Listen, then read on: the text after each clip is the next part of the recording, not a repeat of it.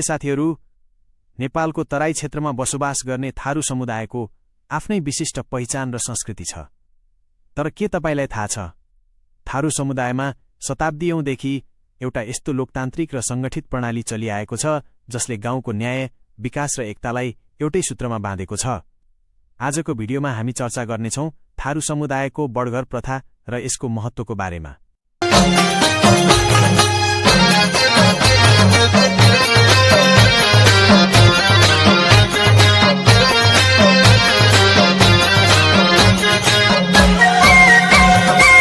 साधारण अर्थमा भन्दा बडघर भनेको गाउँको मुख्य व्यक्ति वा मुखिया हो।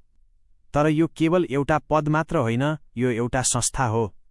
थारू भाषामा बड भनेको ठूलो र घर भनेको घर अर्थात् गाउँको सबैभन्दा जिम्मेवार व्यक्ति। ठाउँ अनुसार यसलाई भलमन्सा, महतो वा बरघर पनि भनिन्छ। मुख्य बुदाहरू। यो थारू समुदायको स्वशासित शासन प्रणाली हो। गाउँको हरेक घरधुरीबाट एक-एकजना प्रतिनिधि भेला भएर आफ्नो नेता बडघर छनौट गर्छन्। यो चयन प्रक्रिया पूर्णतया लोकतान्त्रिक हुन्छ। थारू समुदायमा बडघरको समय, कार्यकाल र चयन हुने समय एकदमै निश्चित र लोकतान्त्रिक हुन्छ। यसलाई मुख्यतया दुई भागमा बुझ्न सकिन्छ। 1. चयन हुने समय, खोज्नी बोज्नी। बडघरको चयन हरेक वर्ष माघ महिनाको सुरुमा गरिन्छ। थारू समुदायको मुख्य चाड माघी, मकर संक्रान्तिको आसपासमा गाउँभरिका मानिसहरू एक ठाउँमा जम्मा हुन्छन्। यस प्रक्रियालाई थारू भाषामा खोज्नी बोज्नी भनिन्छ। मिति सामान्यतया माघ 1 गते, 2 वा 3 गते गाउँको सल्लाह अनुसार। प्रक्रिया। यो बैठकमा गत वर्षको आय व्यय हिसाब किताब प्रस्तुत गरिन्छ र पुराना बडघरले राजीनामा दिन्छन्। यदि उनको काम राम्रो थियो भने उनैलाई निरन्तरता दिइन्छ, नत्र नयाँ व्यक्ति छानिन्छ। 2. कार्यकाल ड्युरेसन। 1 वर्ष। बडघरको कार्यकाल सामान्यतया 1 वर्षको हुन्छ। नवीकरण। यदि गाउँलेले चाहेमा उही व्यक्ति वर्षौंसम्म बडघर रहन सक्छ। तर हरेक वर्ष माघीमा उसको कार्यकालको समीक्षा हुनैपर्छ र मन्जुरी लिनुपर्छ। 3. काम गर्ने समय दैनिक र मौसमी। बडघरको जिम्मेवारी कुनै खास घण्टामा मात्र सीमित हुँदैन, तर केही विशेष समयमा उनीहरू बढी सक्रिय हुन्छन्। खेतीपातीको समय असार साउनमा कुलो पानीको बाँडफाँड र जनशक्ति बेगारी परिचालन गर्न बडघर बिहानैदेखि खटिन्छन्। चाडपर्व र विवाह।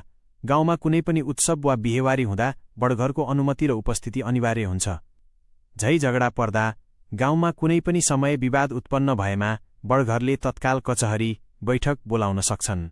4. बडघरले एक्लै काम गर्दैनन्। उनलाई सघाउन एउटा सानो क्याबिनेट जस्तै टोली हुन्छ। बडघर भलमन्सा, गाउँको नेतृत्व गर्ने र निर्णय सुनाउने मुख्य व्यक्ति। चौकीदार चिराग, गाउँमा सूचना पुर्याउने, बैठक बोलाउने र खबर आदान प्रदान गर्ने।